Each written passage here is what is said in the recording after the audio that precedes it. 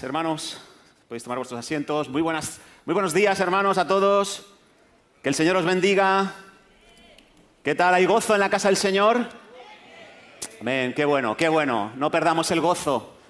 Es nuestra fuerza, dice la Biblia. Y en tiempos como los que corren, es fácil perder la alegría interior, la alegría que Dios nos ha dado a través de su sacrificio. Y vamos a continuar, hermanos, en medio de este ambiente festivo. Vamos a continuar con la palabra, pero quiero antes dar tres anuncios muy específicos. El primero es que el próximo sábado 28 de marzo, queremos tener un culto especial en homenaje a nuestro hermano Manuel Vidal, el pastor fundador de esta iglesia, Salem. Entonces, queremos invitar a toda la congregación a que puedan asistir. Será el sábado 28 de marzo a las 11:30 de la mañana y vendrán hermanos también de fuera, de diferentes iglesias Salem, incluso hermanos pastores de las iglesias aquí en Madrid, para poder tener este homenaje que nos ayuda a entender un poco más de dónde venimos, cuál es nuestra identidad, y esto siempre es importante. Ahora también, después, Semana Santa, que este año toca 3, 4 y 5 de abril, también vamos a tener una serie de reuniones especiales. El viernes 3, a las 11:30 de la mañana, tendremos un culto especial de Semana Santa. Tendremos comida fraternal posteriormente y luego también tendremos algunas actividades, iniciativas de compañerismo en la tarde. El día 4 de abril, sábado, habrá programación especial para jóvenes. Y domingo 5 de abril, tendremos el famoso culto de resurrección. Vamos a tener ahí un tiempo para celebrar la resurrección de nuestro Señor Jesucristo. Y por último, hermanos, como sabéis, como congregación tenemos 2 vigilias al año. Una iba a ser ahora en marzo, pero hemos postergado esta fecha para el 24 de abril. Así que la primera vigilia del año, la tendremos el viernes 24 de abril. Simplemente lo anticipamos, aunque quede tiempo, porque nuestro pastor Marcos la semana pasada dijo que era en marzo, pero va a ser el 24 de abril finalmente. Así que, dicho esto, espero que hayamos podido tomar buena nota de estas iniciativas y de estos cultos especiales que vamos a tener para poder incluirnos en base a nuestras posibilidades. Y antes de ir a la palabra, quiero también saludar. Sé que aquí hay unos hermanos pastores en Málaga, David, Sara, creo que estáis por aquí, quisiera saludaros.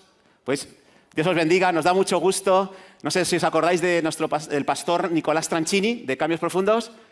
Ellos son copastores de esta iglesia, la del cónsul. Queremos daros la bienvenida. David, Sara, gracias por estar aquí, por visitarnos. Que el Señor os bendiga. Y luego al finalizar, espero poder acercarme a vosotros. Así que nada, sin más, hermanos, ¿por qué no oramos? ¿Por qué no oramos al Señor y le pedimos que nos hable a través de su palabra? ¿Vienes con ganas de que Dios te hable? ¿Sí? Amén. Pues Padre, queremos poner nuestras vidas en tus manos. Queremos suplicarte, Señor, que nos llenes con tu Espíritu Santo. A mí, que voy a estar compartiendo en estos momentos tu palabra, pero también a mis hermanos, para poder oír aquello que tienes para sus vidas. Señor, ayúdanos a captar la esencia, el mensaje que tienes para nosotros como iglesia en este tiempo. Ayúdanos a evitar las interferencias, que la humanidad no solape lo que tú quieres hacer en esta mañana, Señor, y por eso nos encomendamos a ti, Dios. Unge mis labios, unge los oídos de mis hermanos. Nos acordamos también de nuestros pastores, Marcos y Conchi, hoy están en Seseña, ministrando allí tu palabra. Señor, oramos por ellos, guárdalos también. En el nombre de Jesús. Amén. Amén, hermanos. Pues vamos hacia adelante porque, como sabéis, tenemos un lema en este 2026, a cara descubierta, y en este primer tramo del año lo que estamos queriendo es mirar a Dios, mirar a Jesús a cara descubierta. No queremos tener una visión de Jesús condicionada por nuestros propios sesgos, no queremos tener una visión de Jesús condicionada por lo que otros dicen, por lo que otros nos han enseñado. Queremos tener una visión, una idea de Jesús basada en su verdad, en su palabra. Y estamos acudiendo al primer capítulo de Juan, un capítulo súper rico en detalles, para ver cómo es Jesús según la Biblia. Y la semana pasada, si lo recordáis, nuestro pastor Marcos nos ayudó a contemplar una de las declaraciones más profundas de todo el Nuevo Testamento. Acompañadme, por favor, a Juan, capítulo 1, 29. La vamos a recordar esa declaración. Dice así, en Juan, capítulo 1, versículo 29. No sé si está no tengo aquí la imagen del PowerPoint. Si me la pudierais habilitar, os lo agradecería. Dice así, vio Juan a Jesús que venía a él y dijo, he aquí el Cordero de Dios que quita el pecado del mundo. Así que en una sola frase, Juan nos está revelando quién era Jesús, el Cordero de Dios que quita el pecado del mundo. El único que hizo lo que nadie más puede hacer. Asumir las consecuencias de nuestros pecados, del pecado de toda la humanidad. Eliminar esas consecuencias, borrar esos pecados y quitar la culpa. En una frase, nos está diciendo Juan que Jesús hizo lo que ningún sacrificio del Antiguo Testamento podía hacer. Jesús hizo lo que ninguna religión, ninguna organización puede hacer. Jesús hizo lo que ningún esfuerzo humano puede hacer. Solo Él pudo quitar el pecado de la humanidad. Pero el testimonio de Juan no termina ahí, donde lo dejamos la semana pasada, sino que continúa. Juan no solo habla de un Jesús que es el Cordero de Dios, es decir, un Jesús que hace algo importante y vital para nosotros, sino que ahora también habla de un Jesús que hace cosas en nosotros. No solo un Jesús que hace cosas por nosotros, sino un Jesús que hace cosas en nosotros. Y es lo que menciona en el versículo 32 hasta el 34, que es de lo que vamos a hablar en esta mañana. Dice así, también dio Juan testimonio, otro testimonio dio. Dice, vi al Espíritu que descendía del cielo como paloma y permaneció sobre él. Está describiendo el momento en el que Jesús es bautizado en el desierto y observa que viene el Espíritu en forma de paloma y permanece en él. Y dice, y yo no le conocía.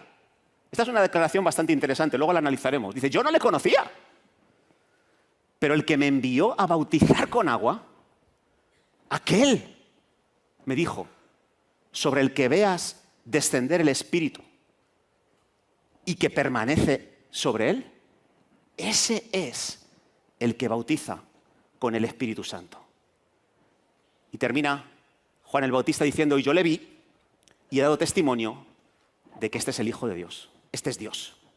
Así que el mismo que dice, este es el Cordero de Dios, ahora dice, este es el que bautiza con el Espíritu Santo. Y es una declaración que va un paso más en cuanto a lo dicho anteriormente, porque el Cordero habla de redención, habla de perdón, pero el que bautiza con el Espíritu Santo habla de regeneración, de un cambio, de una transformación. El Cordero nos reconcilia con Dios, pero es que el bautizador, tal y como le llama aquí Juan, el Bautista, nos capacita para vivir la vida que Dios quiere para nosotros. Así que son dos contrastes muy interesantes y quiero que analicemos bien esta declaración y hemos titulado a esta predicación El Bautizador. Y de estos versículos que hemos leído se desprenden dos grandes verdades, dos grandes énfasis que quiero tratar con vosotros en esta mañana. La primera verdad, el primer gran énfasis que hemos leído aquí es que existen dos tipos de bautismo. Dos tipos de bautismo. Y cada uno de esos bautismos son muy diferentes entre sí. Son muy diferentes. Juan lo dice de forma muy clara. Dice, versículo 33, yo he sido enviado a bautizar con agua. Pero yo con agua. Él es el que os va a bautizar con el Espíritu Santo. Así que hay una diferencia importante entre estos dos bautismos. El bautismo con el agua y el bautismo con el Espíritu. Y representan dos cosas muy diferentes. Uno, lo que el hombre puede hacer. Otro, lo que Dios puede hacer. Son cosas muy diferentes. Una, lo que Juan podría hacer y otra, lo que Jesús puede hacer. Empecemos a hablar un poco acerca del bautismo con agua. El bautismo con agua, que es un bautismo bíblico. Es un bautismo necesario, es un bautismo importante. Pero es un bautismo que tiene sus limitaciones. Tenemos que saber qué es el bautismo con agua y qué no es el bautismo con agua. Y el bautismo con agua es una decisión humana. Es una elección que toma el hombre, que toma una mujer. Es un acto externo. Es un acto público. Es un acto visible. No se puede practicar el bautismo con agua en lo oculto, en la privacidad, en la intimidad. Debe ser algo público, algo visible, algo que se promueve a nivel externo. ¿Por qué? Porque el bautismo con agua es una declaración delante de Dios, pero también delante de las demás personas. Por eso tiene que ser visible, por eso tiene que ser público, porque es un momento cuando la persona que toma la decisión de dar este paso dice abiertamente, dice sin paliativos, dice: reconozco que tengo una naturaleza caída, que tengo un corazón perverso, indomable, salvaje. Reconozco que tengo tendencias que son destructivas. Reconozco que hay pecado en mí, que hay un estado de decaimiento importante. Y no solo reconozco eso, sino que reconozco que necesito cambiar, que debo cambiar. Reconozco que quiero romper con lo que está dañando mi vida y dañando a las personas que me rodean. Eso es lo que debe declarar una persona que se bautiza con agua. Y debe declarar algo más. Necesito vivir una vida diferente. Quiero vivir de una manera distinta. Quiero, a partir de ahora, no caminar en independencia, no caminar en una autonomía total. Quiero vivir de la mano de Dios. Y eso es lo que simboliza el bautismo con agua. El bautismo con agua no es magia. El bautismo con agua no es como cuando tú llevas tu coche de varios meses sin limpiar, lleno de barro, de polvo, de basura, y lo metes en un túnel de lavado y a los pocos minutos aparece el coche por el otro lado, totalmente limpio, seco, abrillantado, encerado, y se acabó, y coges tu coche y sigues tu camino. El bautismo con agua no es así de mágico, no es que llego yo al agua lleno de pecados, lleno de suciedad en mi alma, y de pronto me levanto y salgo totalmente perfecto. No es así el bautismo con agua. El bautismo con agua es una señal que apunta a algo. Mi necesidad de cambiar. Mi necesidad de vivir de una manera diferente. Mi necesidad de ser alguien muy opuesto a lo que he sido hasta ahora. Apunta a algo, señala a algo. Ahora, el bautismo con el Espíritu Santo es otra cosa muy diferente. No es una elección humana, es una obra divina. Es un acto soberano de Dios. El agua señala algo, una realidad que necesito. El agua representa algo, pero el Espíritu, el bautismo con el Espíritu, lo realiza, lo ejecuta, lo concreta. Todo lo que yo había declarado, el Espíritu lo convierte en realidad. Porque el bautismo con el Espíritu Santo es algo de dentro, del interior.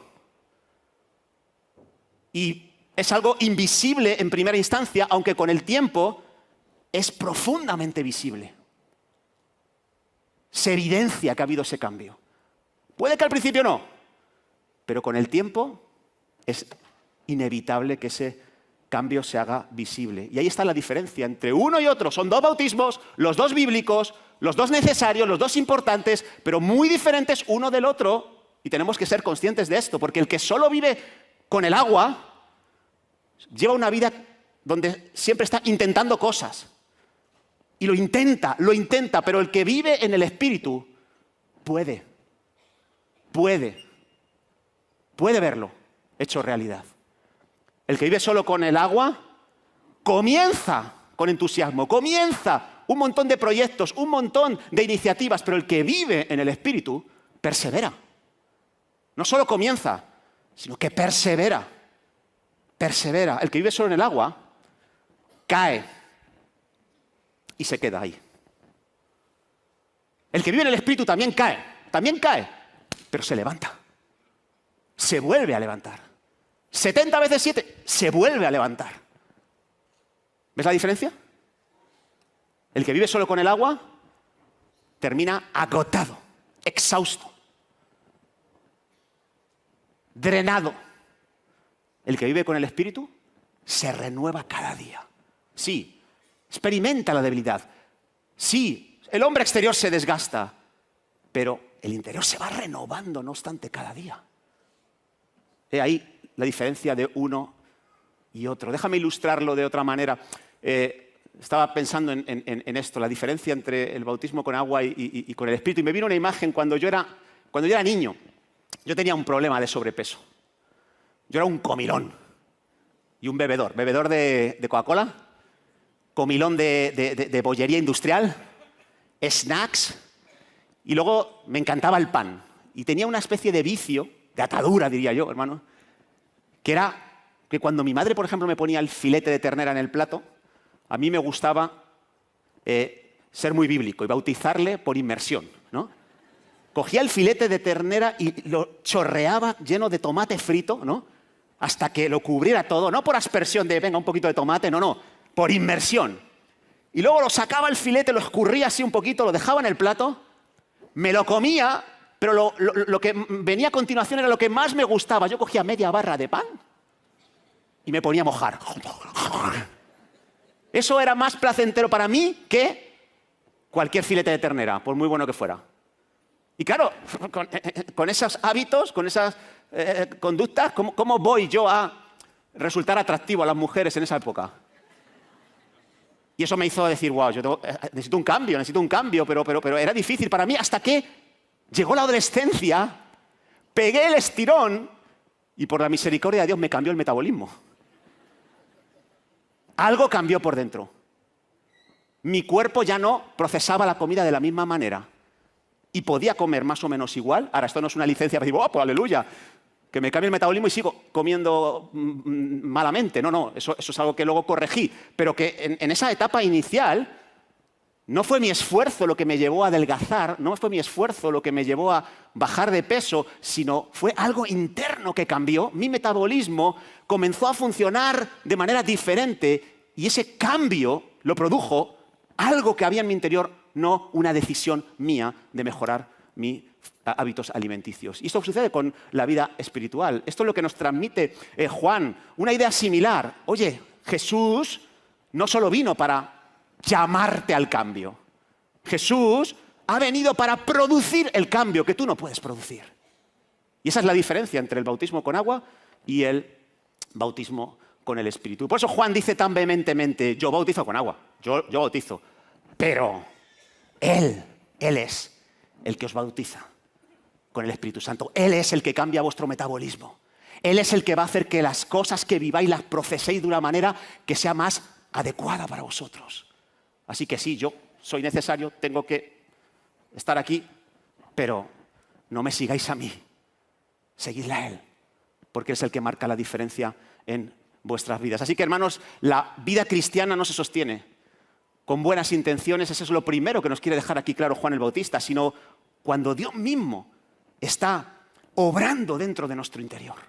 Y eso es lo que tenemos que buscar en nuestro corazón. Pero hay una segunda verdad, hay un segundo énfasis en este texto que hemos leído que quiero también comentarlo con vosotros. Y tiene que ver con el bautismo con el Espíritu Santo. Quiero hablar de algunas características, de algunas virtudes que tiene el bautismo con el Espíritu Santo y que nos pueden despertar a desear realmente darle más lugar al Espíritu en nuestra vida. Hay muchas cosas que podríamos decir del bautismo con el Espíritu Santo, pero hay algunas cuestiones que están respaldadas por las epístolas doctrinales del Nuevo Testamento y que vemos en este pasaje concretamente, y yo me quiero detener en ello. Mira, en primer lugar, fíjate lo que dice el versículo 32 y 33. Dice, vi al Espíritu que descendía del cielo como paloma. ¿Y qué le llama la atención a Juan? Que ese Espíritu, en forma de paloma, permaneció en Jesús.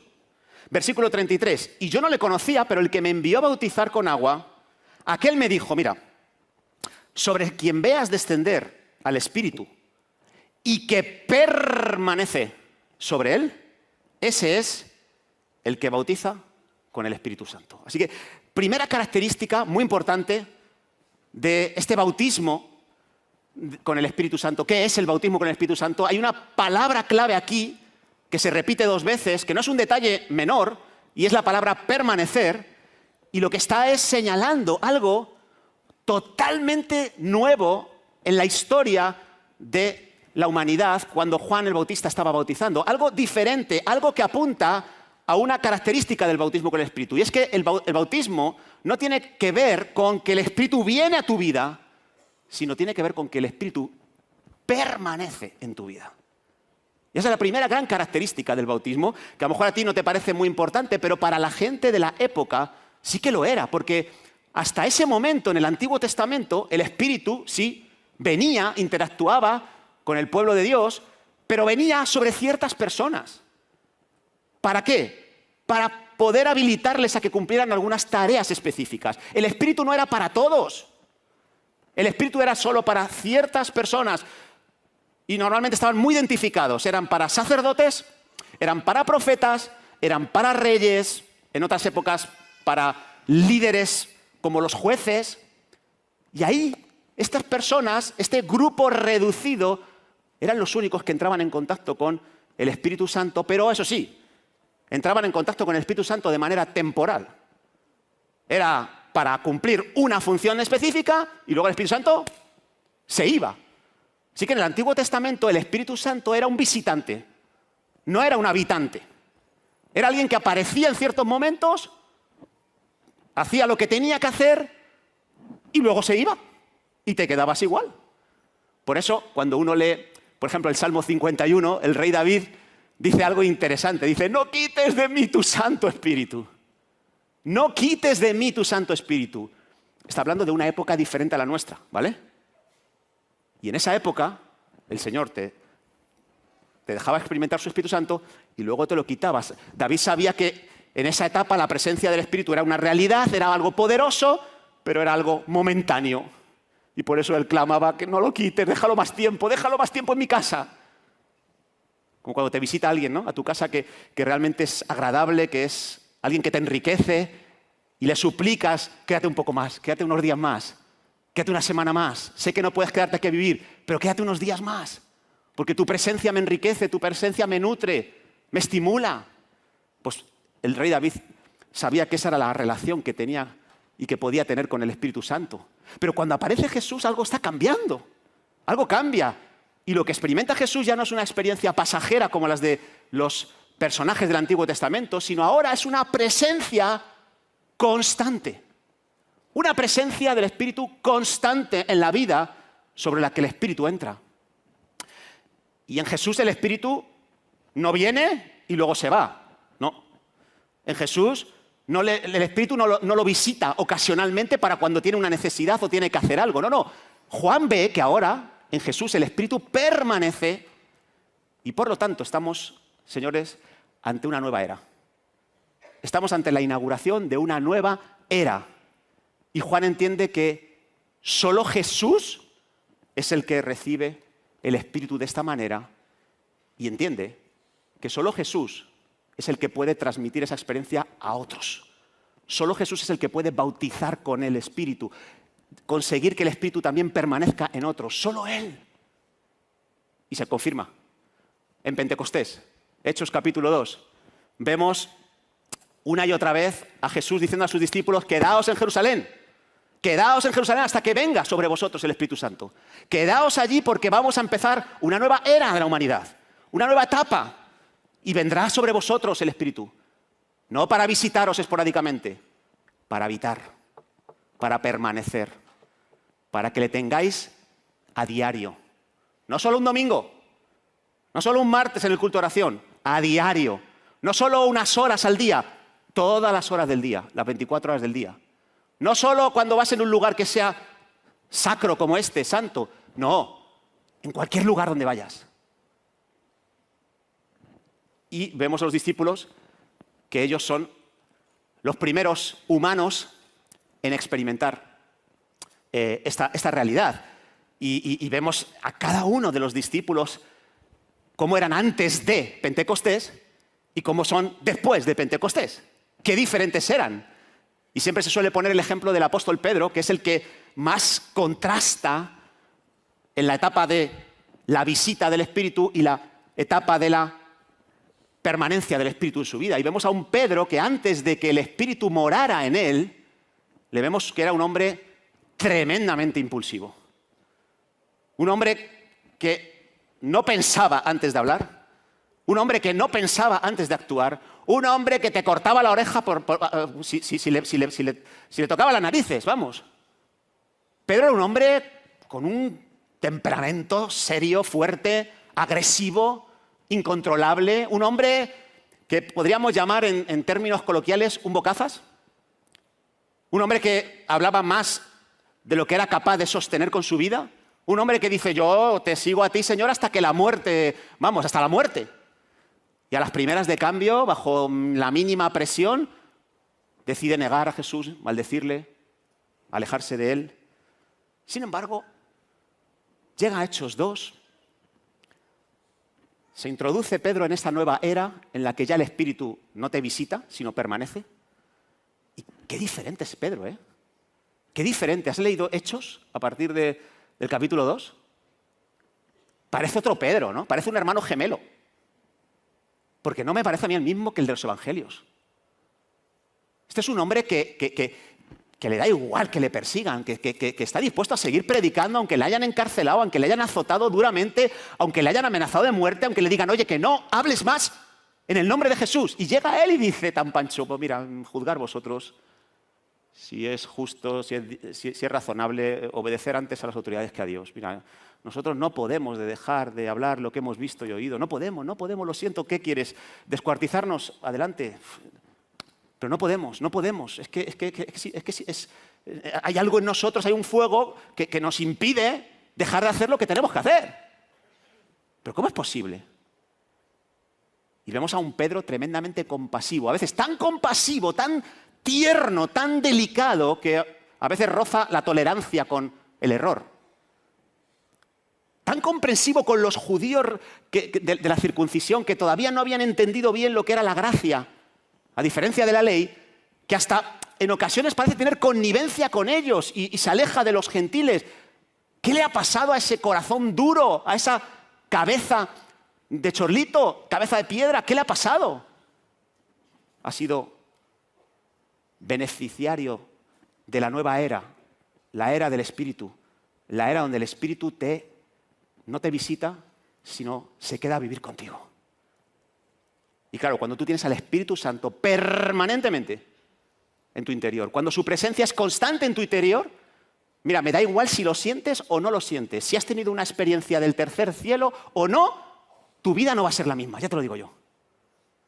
No va a ser la misma. Es igual que cuando tú estás casado, no tienes hijos y te viene a visitar una familia con hijos. ¿Qué pasa? Pues que tu casa se desordena, se altera, ¿sí o no? ¿Cuántos han tenido un grupo de hogar en su casa y vienen hermanos con hijos? ¿Qué pasa en esa casa? Que se produce un cierto caos, ¿sí o no? Pero es algo momentáneo. Es algo momentáneo, porque cuando se van los hermanos, ¡ay!, todo vuelve a su lugar, ¿no?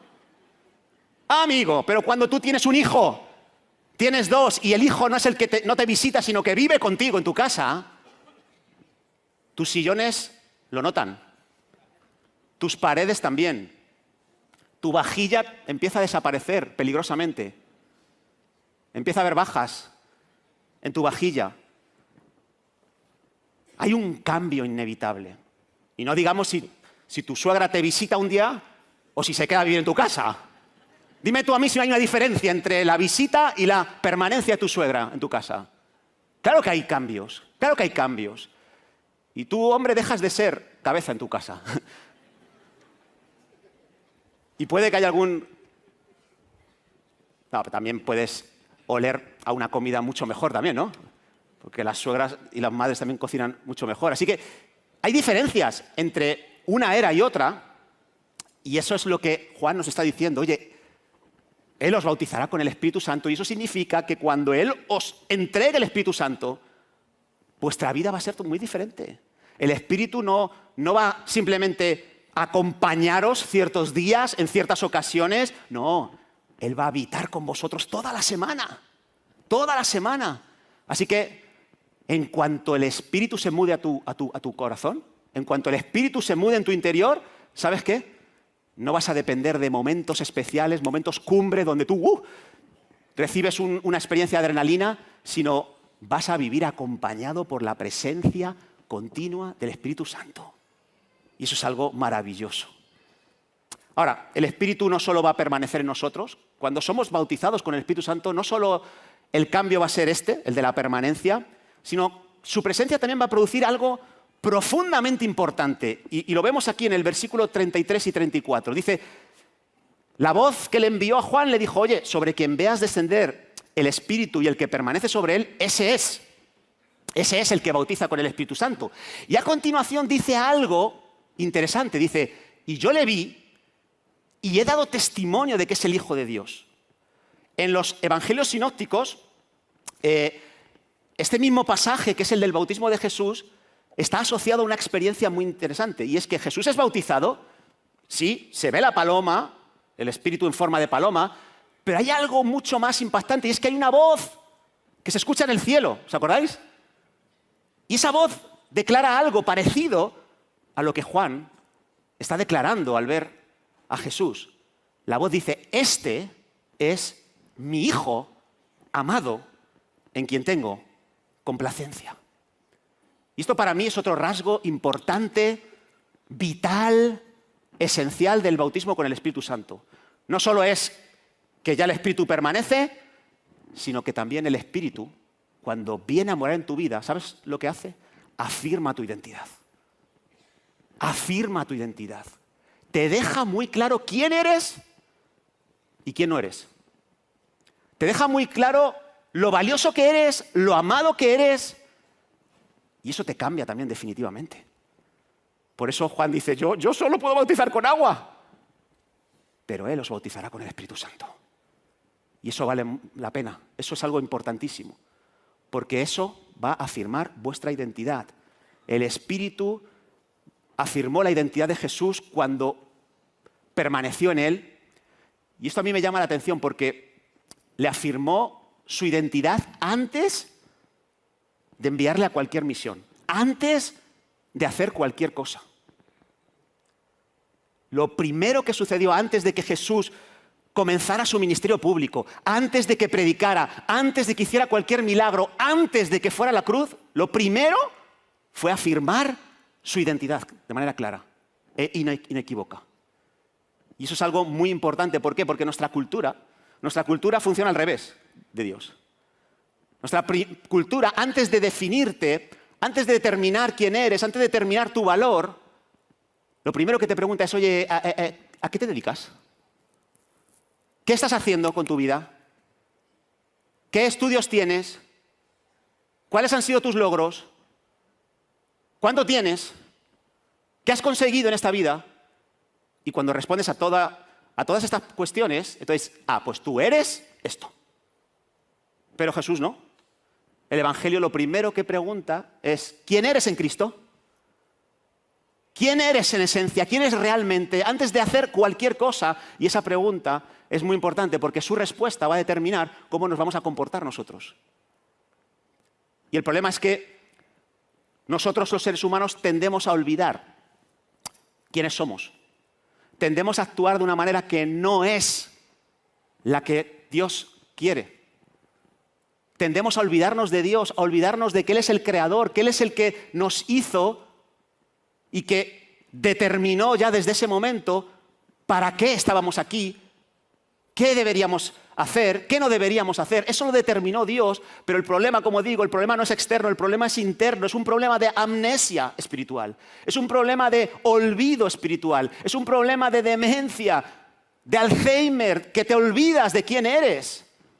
¿Alguien tiene o ha tenido algún familiar con este tipo de problemáticas, demencia, Alzheimer? Nosotros tenemos en la familia un caso de estos. Y es tremendamente doloroso, tremendamente difícil de sobrellevar. Porque el problema no es que estas personas se olvidan de nombres, de fechas o de lugares. Lo peor de esta enfermedad es que tú pierdes partes de tu identidad. Y es muy duro verlo, es muy duro. Cuando ves a estas personas que ya no reconocen los rostros que eran cotidianos, que eran fundamentales para su vida. No conocen algunos a su esposo, a su esposa, no conocen a sus hijos, no conocen a las personas que son de los suyos, que son de su identidad. A veces incluso, no se reconocen en las fotos. Tú les enseñas fotos de ellos. ¿Quién es este? Son ellos, no se dan cuenta. Se miran en el espejo y se ven sorprendidos porque el reflejo, lo que ven, no les suena familiar. Es una enfermedad durísima porque no te permite distinguir a las personas que te aman. No te permite distinguir a las personas que están por ti y para ti. Ni tampoco distinguen quiénes podrían hacerle daño. No lo distinguen. No recuerdan historias que les dotan de significado, de sentido para sus vidas. Dejan de hacer cosas que les caracterizaban. Ya no se acuerdan de en qué cosas eran buenos y en qué cosas no. Y son personas que no se comportan conforme a lo que tú ya conoces de ellos, que es su identidad. Bueno, esto sucede a nivel biológico, a nivel fisiológico, pero algo parecido ocurre también, hermanos, cuando a nivel espiritual tenemos esa amnesia, cuando nos olvidamos de quiénes somos, cuando nos olvidamos de quién es Dios, estamos olvidando lo que debemos hacer.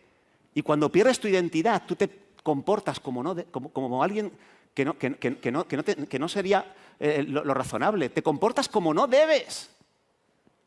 Y eso es algo serio. Pero cuando el Espíritu Santo viene, cuando somos bautizados con el Espíritu Santo, tu identidad se afirma, se arraiga. Tu identidad es recordada y tú sabes muy bien para qué estás aquí. Tú sabes qué es lo que debes hacer. Tú sabes lo que no debes hacer. Pero cuando no, tu vida se está desorientada, te confundes, te vuelves inestable. Y de hecho, hermano, muchas de las cosas que estamos viendo hoy en nuestra sociedad tienen que ver por esto mismo, porque no se ha estabilizado la auténtica y la verdadera identidad en las personas. Y por eso vemos, y no me quiero yo burlar de nadie porque a mí me preocupa esto, pero vemos hoy en día en los telediarios, en los programas de televisión, en las redes sociales, a un grupo, a una comunidad que se llama los Terian. ¿Has oído hablar de ellos? Personas que dicen, no, yo es que soy un caballo. Yo me siento un caballo. Y van por la calle con una máscara de caballo. Y te saludan así. Algunos se sienten gato, otros se sienten perro y adoptan los hábitos, los comportamientos de esos animales y van por la calle a cuatro patas. Algunos han llevado un susto porque los perros se sienten amenazados y vienen y les muerden. Algunos, escuché a un joven diciendo que ellos se sienten gatos, llevaban su careta de gato y les preguntaron, ¿tú dónde sueles comer? Pues en un plato como los gatos, porque soy gato. ¿Me siento gato? Su identidad está basada en algo que tiene que ver con un sentimiento, con lo que ellos sienten. Y claro, su vida se desordena, su vida se desorienta, su vida entra en barrena. Y el Espíritu Santo es el único que nos pone y nos afirma en el lugar donde nosotros debemos ser. Porque si no, somos esclavos de nuestros sentimientos. No es que yo me siento esto y por eso defino mi identidad en base a lo que yo siento con mucha fuerza. Pero ¿cómo va a ser algo contrario si es que lo siento con mucha fuerza? ¿Sabes qué? El engaño tiene mucha fuerza, las mentiras tienen mucha fuerza. Y te pueden desorientar, te pueden desviar. Pero el Espíritu Santo tiene más fuerza y te puede enfocar y encauzar. Y por eso necesitamos este bautismo. Mira, los autores del Nuevo Testamento eran instrumentos del Espíritu Santo cuando escribieron las epístolas. Y una de las cosas que hacen habitualmente es recordar a los creyentes quiénes son. ¿Para qué? Pues para que vivan de acuerdo a su identidad. Fijaros en dos pasajes que he seleccionado como muestra. Efesios capítulo 5, versículo 1. El apóstol Pablo le dice a los efesios, sed pues imitadores de Dios como hijos amados. Les está recordando lo mismo que el Padre le recordó a Jesús en su bautismo. Sois hijos amados. Sois hijos amados por Dios. Puede que tú te rechaces a ti mismo, puede que tus padres te hayan rechazado, puede que profesores te hayan rechazado, o jefes, o compañeros, o familiares, pero Dios no te rechaza. Dios te ama. Eres un hijo amado para Él. Y oye, la palabra hijo no es cualquier cosa. Puede que nosotros como padres desatendamos a nuestros hijos. Puede que los abandonemos en los momentos clave de su vida, pero Dios no abandona. Dios no es como nosotros. Cuando tú entiendes esto. Cuando tú entiendes que eres un hijo amado, que eres un hijo aceptado, que Él no te rechaza a pesar de lo que llevas por dentro, entonces eso te cambia la vida. ¿Y cómo te comportas? Versículo 2. Andas en amor. Eres capaz de amar a todos. Y no de cualquier manera. Estás dispuesto al sacrificio, como Cristo sacrificó, como una ofrenda por ti. Así también decides tú vivir. Y no eres capaz de retener la ofensa. No eres capaz de paralizarte porque te hayan hecho esto, te hayan dicho lo otro. No eres capaz porque eres un hijo amado. Y a mí Cristo me ha amado a mí y se ha sacrificado con amor para mí. Y eso me ha cautivado hasta el punto de que yo reproduzco su forma de ser con los demás. Sí, qué importante es saber quién eres, porque va a determinar lo que haces. Ahora, si tú no te crees amado, si tú te crees que te fallan en los momentos de verdad las figuras de autoridad, ¿sabes qué va a pasar? Que tú vas a vivir una vida de desconfianza. Vas a vivir una vida donde también les vas a fallar a otros, porque no vas a estar dispuesto a estar en el lugar que te corresponde cuando se necesita. Porque vives protegiéndote, vives de una manera que no es la que Dios ha diseñado para ti. Y esto es algo tan natural, tan normal, algo que nos sucede a muchos a diario, que es muy fácil desconectarte de tu identidad y dejar de andar en amor, dejar de amar con sacrificio a otros. Es muy fácil. La única manera de actuar así es que el Espíritu Santo pueda tomar el control de nuestra vida. La única manera. Fíjate, Colosenses 3, si pues habéis resucitado con Cristo, si has experimentado lo que es que Él sane tu alma y levante tu espíritu, si tú has recibido el soplo divino, el soplo de lo alto, entonces, ¿cómo vas a vivir a partir de ahora? Vas a buscar las cosas ¿de dónde? De arriba, donde está Cristo sentado a la diestra de Dios. Vas a poner la mira en las cosas de arriba, no en las de la tierra. No va a ser tu obsesión mejorar tu salario, sino tu obsesión va a ser, oye, ¿cómo puedo usar mi salario para plantar semillas de eternidad en otras personas? Vas a vivir con otro enfoque, vas a vivir con otra perspectiva. Si sabes quién eres, te vas a conducir como debes.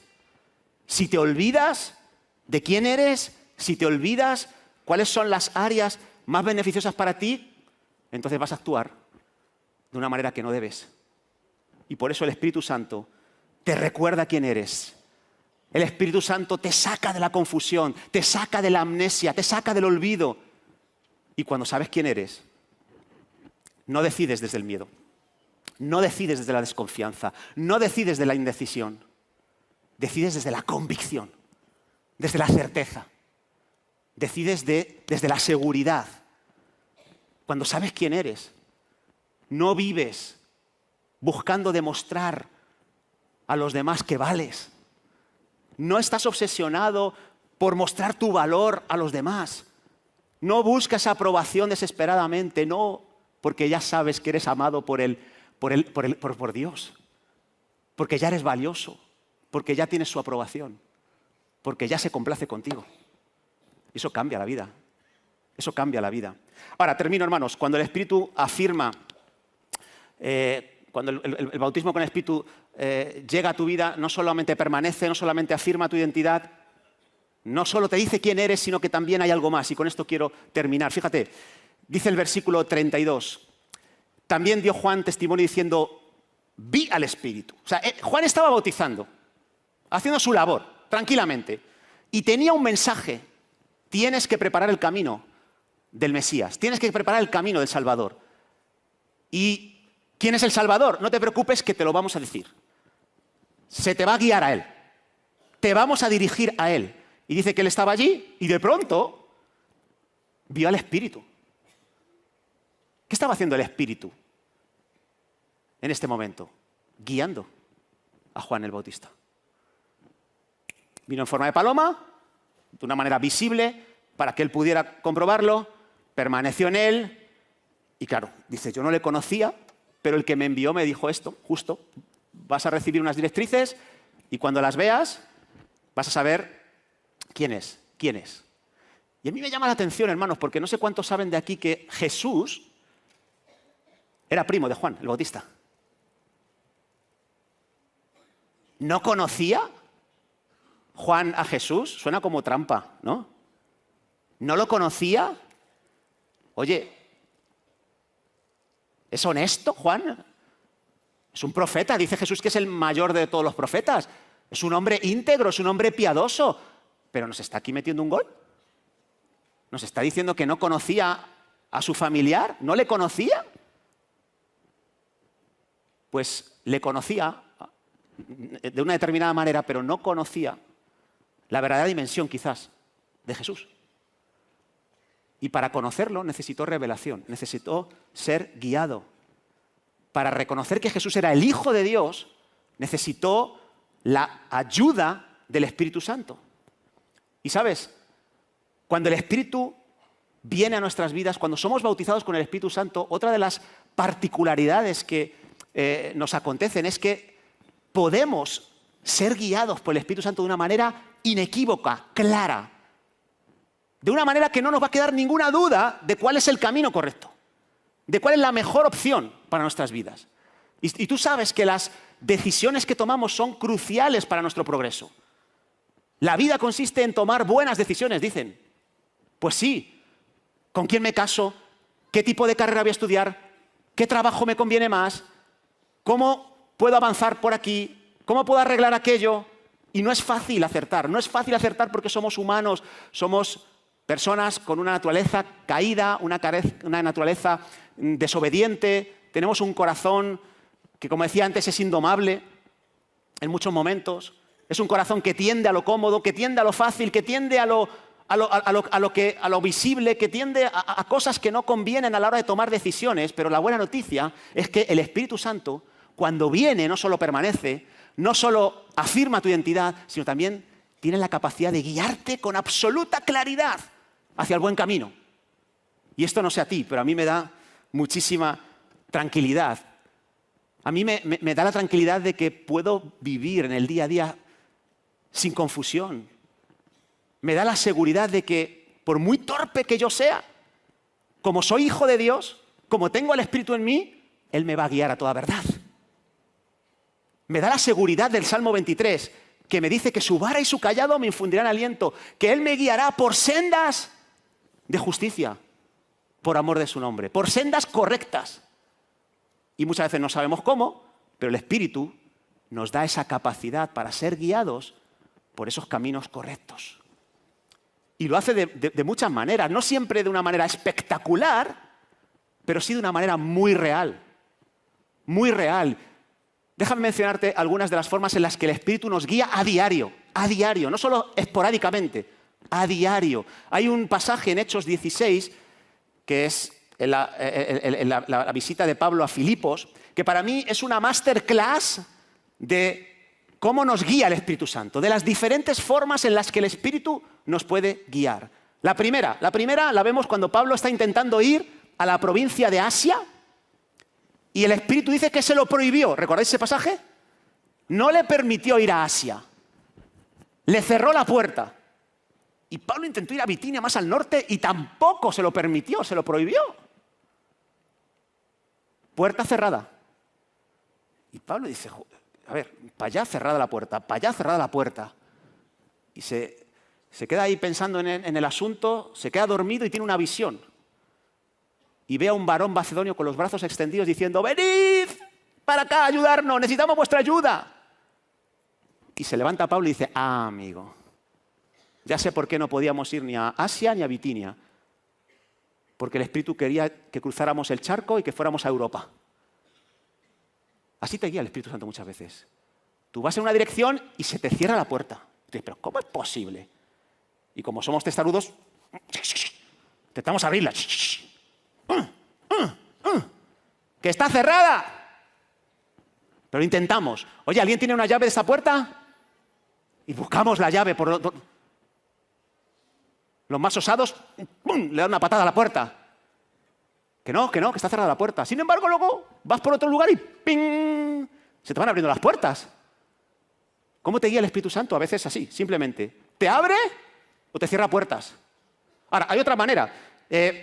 Vemos a Pablo que llega a Filipos y el día de reposo se va a la orilla de un río donde había un grupo de mujeres que se habían reunido para orar. ¿Os acordáis de ese pasaje?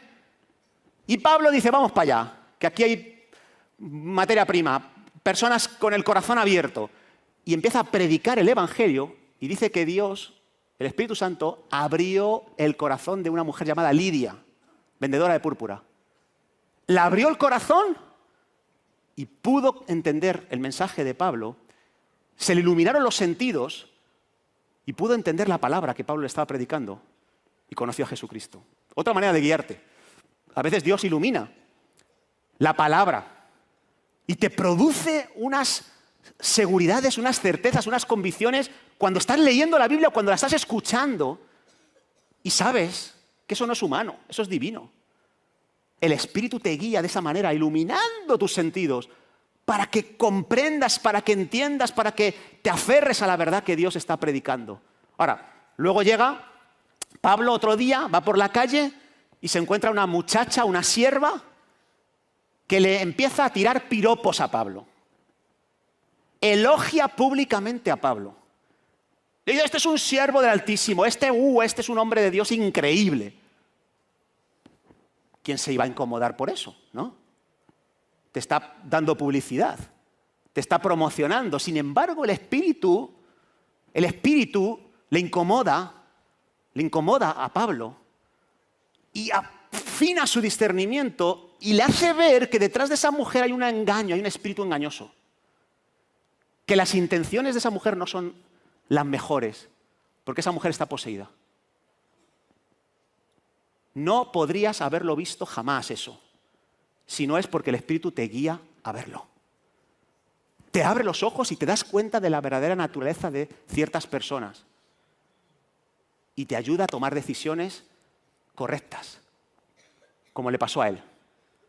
Ahora, también el Espíritu, y por terminar con este pasaje de Hechos 16, porque hay muchas maneras en las que el Espíritu te va a guiar, una vez que eres bautizado con él. Pero hay una última que yo veo en este capítulo 16, y es cuando Pablo y Silas están en una prisión. En una prisión que no era cualquier prisión, era la del fondo, la más profunda. Y bien atados, bien encadenados. Y les habían zurrado antes. Y de pronto le ves ahí a Pablo y a Silas cantando coritos. Mi socorro ha sido tú. Y en la sombra de... ¿Qué está pasando ahí? Le está guiando a Pablo y a Silas a tener paz en su interior en medio de una situación. Están tranquilos, toman la mejor decisión, cantar ahí. Que luego la alabanza terminó siendo una llave que provocó un terremoto y les abrió la puerta, ¿vale? Pero así a veces te guía el Espíritu Santo. Te da paz en medio de circunstancias anómalas y esa paz te hace sentir la seguridad de que estás donde tienes que estar. Pablo y Silas estaban tranquilos, ¿sabes por qué? Porque el Espíritu les estaba dando testimonio de que estaban en el lugar correcto.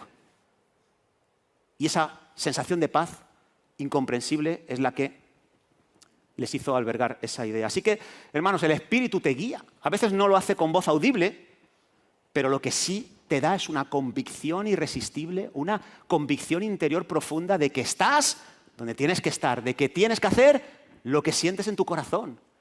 Y el Espíritu te lleva allí, te orienta, sin necesidad de gritar, sin necesidad de que haya grandes expresiones y manifestaciones, que a veces sí, que a veces el Espíritu Santo despliega todo su arsenal sobrenatural y te deja ver muchas cosas, pero no siempre lo hace así, pero eso no quiere decir que no sea real la guía del Espíritu Santo. Y te guía, y ese es el mensaje que Juan nos quiere dejar de forma clara. Hermanos, yo os bautizo solo con agua, pero Él os bautizará con el Espíritu Santo. Y eso significa que Jesús no viene solo a perdonar tu pecado, a borrar tu pasado, Él viene a cambiar tu presente y tu futuro. Él viene a hacer un cambio profundo Él no viene solo a limpiar tu historia del pasado, viene a poner su espíritu en tu interior y cuando el espíritu está, Él permanece, tienes su presencia constante. Cuando el espíritu está, se establece tu identidad de manera clara y te dedicas a hacer lo que debes hacer. Y cuando el espíritu está, te guía a toda verdad. ¡Qué lujazo! ¿Qué os parece?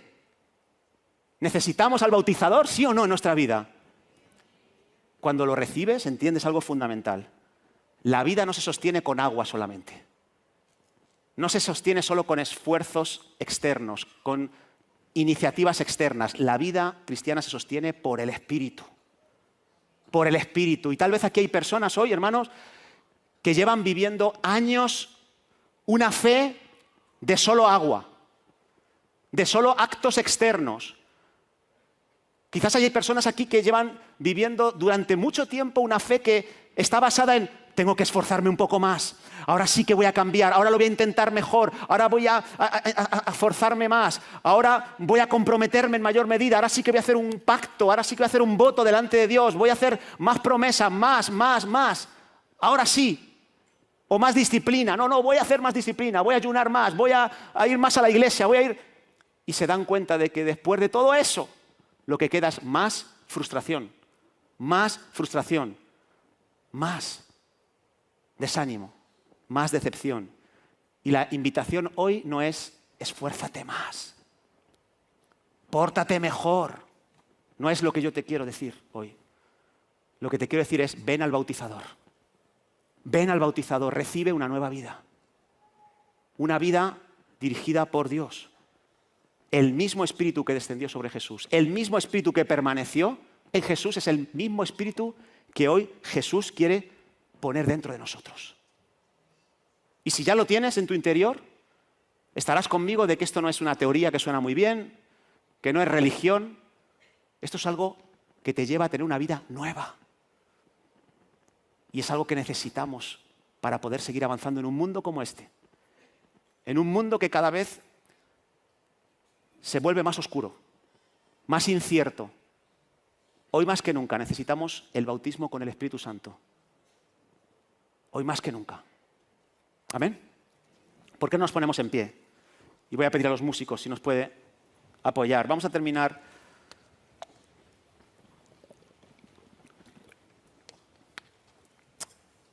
Y quiero que te tomes unos minutos para reflexionar, hermanos. Tómate unos minutos, por favor, para hacer una oración en tu interior. Dile a Dios, hoy, Señor, no quiero seguir viviendo solo con agua, solo con decisiones humanas. Hoy no quiero seguir viviendo con esfuerzo. Hoy no quiero vivir solo con mayor disciplina. Hoy quiero vivir con el Espíritu. Quiero la vida que solo tu Espíritu puede dar, Señor. Pídeselo a Dios. Pídele a Dios que avive ese Espíritu que Él puso también en su día. Si hoy sientes que se ha menguado en tu interior, que ya no te guía a diario, ya no te afirma en su identidad. Pídele a Dios, quiero vivir esa clase de vida que solo tu Espíritu puedes dar. El mismo capítulo 1 de Juan nos dice que Jesús vino a los suyos y que muchos no lo recibieron. Pero a los que le recibieron, a los que creen en su nombre, les dio el poder de ser hechos hijos suyos. Les dio su espíritu para convertirlos en hijos. Hijos no de carne ni sangre. Hijos espirituales. Y yo no sé si aquí hay alguien que nunca antes le ha recibido a Jesús como el bautizador, como el Salvador. Yo no sé si aquí hay alguien que nunca antes depositó su fe en Él, como el Cordero que quita el pecado, como el que bautiza con el Espíritu Santo. Si es tu caso, yo quiero animarte hoy a dar un paso. quiero animarte a que no salgas de aquí sin abrazar a Jesús, aquel que hizo por ti lo que ninguna religión puede hacer, lo que ningún animal puede hacer, lo que ninguna persona puede hacer. Trató con tu pecado, pero también ha decidido vivir en tu interior. Ha decidido enviar a su Espíritu para que vivas la vida que Él tiene preparada. Si es tu caso, ven hoy a Jesús. Quiero animarte que al finalizar esta reunión, que puedas venir aquí, al pie de la cruz, a mi izquierda, a tu derecha. Ven, queremos orar por ti. Queremos pedirle a Dios por ti, para que te dé su Espíritu, para que después de creer en Él puedas recibir su Espíritu y pueda permanecer constantemente en ti, pueda establecer tu identidad, pueda guiarte por sendas de justicia. Ven, ven. Si estás arriba, igual, ven aquí al finalizar la reunión. Queremos entregarte una Biblia también, para que el Espíritu pueda iluminar tu entendimiento, te pueda dar certeza y convicción de lo que Él quiere para ti. Ven. Y al resto, hermanos, pidámosles a Dios ser llenos del Espíritu. Llénanos, Señor, de ti. Llénanos de ti. Llénanos de tu Espíritu, Señor. Llénanos para no vivir solo con agua, Señor.